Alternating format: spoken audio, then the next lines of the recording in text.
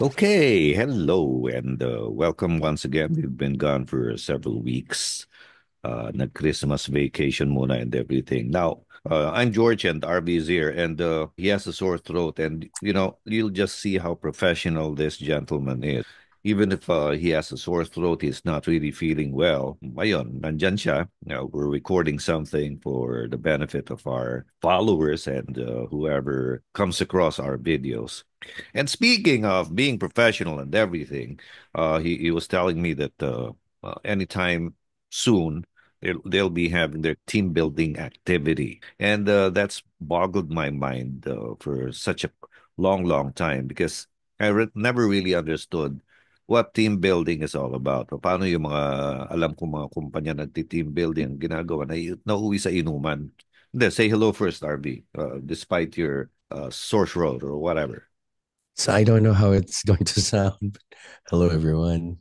Every now and then some words disappear. So I don't Uh-huh. know, part of the sore throat, but Uh-huh.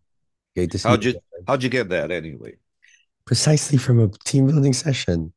Ano So yung last sigawan? week, sigawan yung mga tao. Siyempre, contest.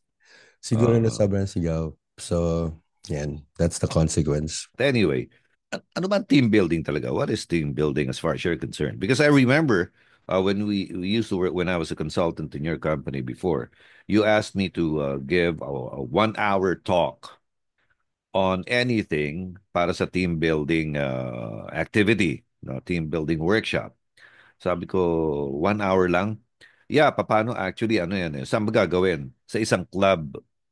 Sabi ko, what the hell are we gonna do in a club? No, paano tayong team building?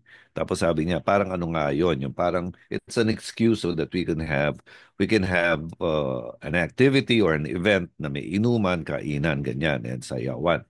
But syempre, you cannot justify that if there's no serious activity. So you asked me to deliver something sa Harvard Business Review pa nga yata natin kinuha. Anyway, so ganon. So I gave a talk.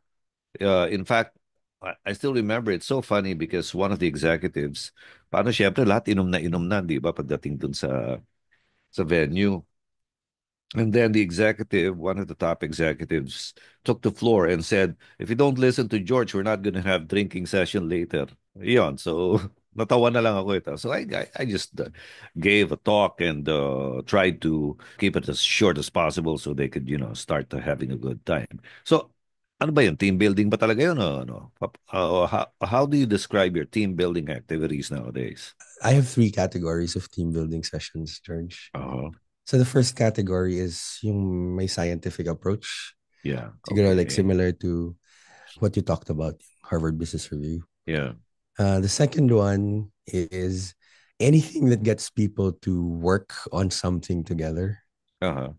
Hindi siya academic, hindi siya lecture. It's really more of people working on a puzzle, working on a problem. Uh-huh. And the third one is yung sinabi mo, yung wala, may pera lang sila eh. Gusto lang mag-inuman. Tapos kukunin yung budget. Can I declare as team building? Ayun. Pwede pasar yun, eh. Siguro, meron mga... Kasi yung mga companies, kapag kunwari may budget sila sa team building, pero wala naman silang budget to hire a facilitator, Oo. edi ginagamit na lang nila sa inuman or sa kainan. And they call it team building. Ganon. Oh, which fails the two, kasi di ba, tatlo nga yung category. So, it does not pass the first and second category. So, wala Yeah. na lang. Ginawa na lang Uh, excuse. Before, years ago, I also had some experiences with team building. As a matter of fact, one group is for the lectors. Ang nag-facilitate kami ng brother ko because my brother had those things eh, si Robbie. And it was really yung may activities, yung gaya nga na sinabi mo, may mga solving something, ganyan. But what we really wanted to zero in on is the rivalries between the members or among the members. So nangyari, last session or the second to the last session, you're gonna have a one-on-one with someone who you hate most in that group. Ganon. Hindi yan ah. Oo, matindi talaga, no? Yung iyakan blues, yung mga ganyan. But somehow, I guess it achieved its purpose that time, no? paano siyempre, nagkalabasan ng mga sama ng loob and everything. For me, that was a good team building exercise. Paano it achieved something? What did it achieve? Ayun na nga, yung nagkalabasan ng sama ng loob and hopefully na hindi nobody carries that on his or her shoulder from that time on. So it was quite successful. There was another one for a huge company. Talagang we held it in a team building venue in Yeah, Antipolo. Antipolo, no? 'Di ba? Grabe dun eh. Talaga may facility sila for that eh. Mga ladders, yung mga climbing trees and everything. I was able to do that for a huge company. As a matter of fact, even the president, the very old president of that company, chairman and president, I was able to make him climb up a tree. And of course, the employees were scared, at the same time surprised that I made them do it. And sabi ko, he's part of the team building. So he's got to do it. And they were able to do it. And it looks like something good came out of it because after that, they even asked me to facilitate a strat plan seminar. But anyway, so those are the things. No? Nako-confuse lang kasi ako ngayon dahil nga doon. No? Every time somebody tells me, team building, team building. Tapos make it short para may kainan at saka inuman afterwards. Mm. So I don't know how to somehow explain to them. No, no. So if you were in my shoes and somebody approaches you and asks you to handle their team building, whatever, what are you gonna do? The first thing you're gonna ask them. I will ask them a series of questions, George. The Uh, first question that I'm going to ask them is, in your mind, what is the definition of a team building okay. activity? And then I will ask, what is the objective? By the end of the session, what would you want them to have accomplished?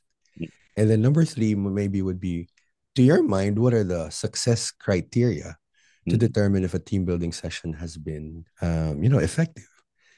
And by their answer to those questions, I'm going to get an idea of, hey, are they serious? mm, Is there some sort of intention to do this? Or do they just have enough money and they want uh, to spend it? Compared to, I don't know, compared to how team building sessions were, nag-evolve na siya eh. oh, Like kunwari yung sinasabi mo yung sa Antipolo. Back then, the idea of a team building session, kailangan ng certification for high ropes. yes, right. Meaning, I can't Oh, just go there and maglambitin ako sa sa mga bagging. Kasi pag namatay ako, parang wala ko, patay. I mean, di ba? oh, And then, so that was like decades ago. oh, And then recently, nagkaroon ng yung sabi mo nga, yung Harvard Business Review. oh, And then, what I've come across recently would be the use of tests. uh, For example, magte-test yung mga tao. Like, the test is called FIRO-B. And then what it does is it measures each person's appetite for affection, control, and inclusion. mm, So what that means, for example, kunwari ako ayoko nung kinokontrol ako ng boss ko. Pero yung boss ko, ang taas pala ng need for control. uh, And automatically, baka we won't like one another. Kasi mm, tingin niya, rebelde ako. Tingin ko sa boss ko, controlling siya. So I mean, and the other thing, apparently, matagal na, hindi siya bago. Sa nila, George, the four stages of team evolution. The first stage is your forming. Wala lang, pinagsama-sama lang kayo. Like, kunwari, yung group of lectors. Wala naman silang, alam mo, when they entered the ministry, they did not know all of the lectors. yeah. And inevitably, magkakaasaran yun. Oh. Puro ego, puro may Oh, ego yan eh, di ba? so, Oh. so the second stage of team evolution is storming. Talagang nag-aaway ang mga tao. And Mm. it also happens for married couples. Di ba na parang first, So, yan yung marriage encounter naman. yeah, yeah. And if the team does not survive the storming stage, merong aalis, Oo. merong teams na magfe-fail, Oo. mag-aaway, may magchichismisan, they undermine one another. So the third stage is hopefully they get to the norming part where they're creating norms, they're creating agreements, they're creating terms of engagement, and honest na sila sa isa't isa na parang, alam mo, pag ginagawa mo yan, naiirita talaga ako yan. I'm not able to be at my best. Yung ganun nakadiretsahan yung mga tao. Which does not happen kapag baguhan sila. Oo. Di ba? And And when the norms are established and respected, then you get to the performing stage where people are actively doing their part. They don't need to be told what to do. They don't need a leader. They can actually self-manage. And that's the ideal team. Parang yung basketball, di ba? Parang Oo. they have a mind of their own. Ayun, so, ang dami na rin Of course, ikaw ba, George? Ano ba yung, recently, pag may lumalapit sa'yo to ask for a team building session, ano yung sinasabi nila na gusto nila ma-accomplish? Ang pinaka-highlight palagi nila yung gusto nila magkasama-sama lang to get to know each other. Yung para bang gusto ko sabihin, ba't di lang kayo lumabas sa one night? Maybe rent function room. Tapos, ayun, inuman kayo to death, magkantahan kayo. Parang video okay, di ba? No? Ganun na Oo lang. nga. Again, hindi papasa sa hindi papasa sa management nila yung ganun. So, somehow put it under the title team building or even strategic planning because there was one, I gave a strat plan 2 days out of town, isipin mo, no? Sa beach resort. Ayun, so, nung mag-uumpisa pa lang ako, and it involved not only one company, but 5 companies. The company and 4 of their advertising agencies. So talagang yung talagang seryosohang strat plan dapat. Kumbaga determine their direction, their business direction for the next year. Di pa ako nag-uumpisa, linapitan na ako ng ng presidente. George, pwede you finish at 4 o'clock. Yung schedule natin hanggang 6 eh. Why? So we'll have time to drink. Again, yun, yung drink part and everything. So I didn't have a choice, no? Okay, fine. If you want to do it that way, I don't have any problem with that. But yun na nga, yung end goal might not be, of course, I didn't say that, na might not be achieved. So ginawa ko na lang, parang I took some shortcuts na lang instead of having yung talaga discussions, ginawa ko, I broke them up into their groups na lang and do something about this at this time you present. Ganun kagad para wala nang yung hahaba pa. That's what happened, no. Yung most of the people I encounter when it comes to team building or strat plan or whatever is yun na nga palaging inaano nila yung the fellowship part. I usually have a follow-up 2 months after the workshop. I go back to the client and try to determine what are the reactions of the members. Pero George, I've seen, some companies be very clear about what they want. Mhm. Kasi ito parang medyo hindi rin sila clear kung ano yung gusto nilang gawin. Oh, yeah. And some of the really good team building sessions that I've seen. So obviously, you as the facilitator, you'll present it to maybe HR or Yeah. whoever's organizing it. Mm. And then of course, si finance dapat willing magbayad. Yeah. Kasi kung hindi willing magbayad, pero no deal. And then what I've also seen is pag in-approve na ni HR, present nila sa president or whoever is the Mm. final authority. Kasi minsan ganun yung pag yung president nagulat, hindi nila alam kung ano yung mga Yeah. biglang magpe-presidential decree na, Oh. tapusin na natin to. Ano bang ginagawa natin dito? So, pero, kasi for example, yung pinanggalingan natin Mm. dati, where we did language training, yung presidente nila, siya yung believer talaga sa team building sessions. Yeah. Gumagastos talaga siya doon.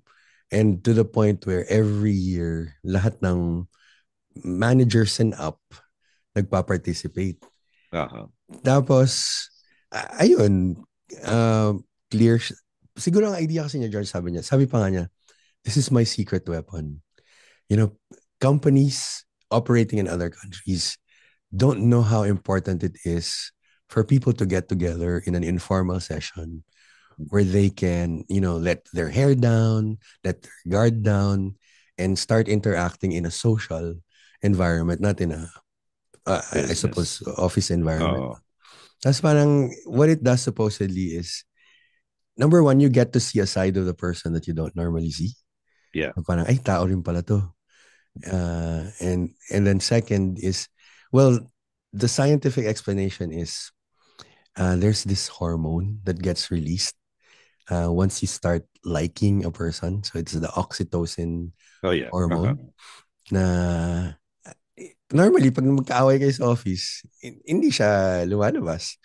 Ang lumalabas yung stress hormone. So na-associate Mhm. mo tong taong to with stress. Uh-huh. So yun, yung pinanggalingan natin na company na yun, straight from the top, the president himself was a believer in the importance of team building sessions. So yun yung masarap maging kliyente. Yes, oo, no. Paano? He's on the same page. Hindi yung anong kalokohan na naman 'yan, 'di ba? Anyway, well, for someone who has a sore throat, pwede, no? Hindi Ang pangit halata nga eh. lang. Hindi halata eh. Talaga ba? Pero nawawala Oo. yung ibang words sa'yo. Parang namamatay. I've heard worse. I've heard worse kaya ano, no. Ano yan, Yeah, George? 2 days na ako nagra-run ng training na ganito yung boses. na ganon. So, I guess that's it, no? We've been hibernating for almost 2 months. No, hindi naman 1 month, no? Nag-hibernate tayo for 1 month. And promise, no? We'll try to do this on a weekly basis once again, and we'll come up with topics that may be relevant to you or to your friends or to anybody. If you have any topics in mind that you'd like us to discuss, just leave a note sa YouTube or sa TikTok. Kay RV. Ano sa TikTok, RV? Pinoy underscore Earthling. Yon, Pinoy_Earthling. No, siya yung maraming followers, ako hindi masyado. So sa kanya na lang kayo magano. And then we'll do what we can. No? Sa YouTube, follow us on YouTube. Very soon, hopefully, we can also do this on Spotify. Yung audio lang nga, you won't see our faces, which might be better for some of you. Just hear us instead of just seeing us. So Spotify, we'll try our best to do that too. Okay? All right. So till next time, till next week. Good night.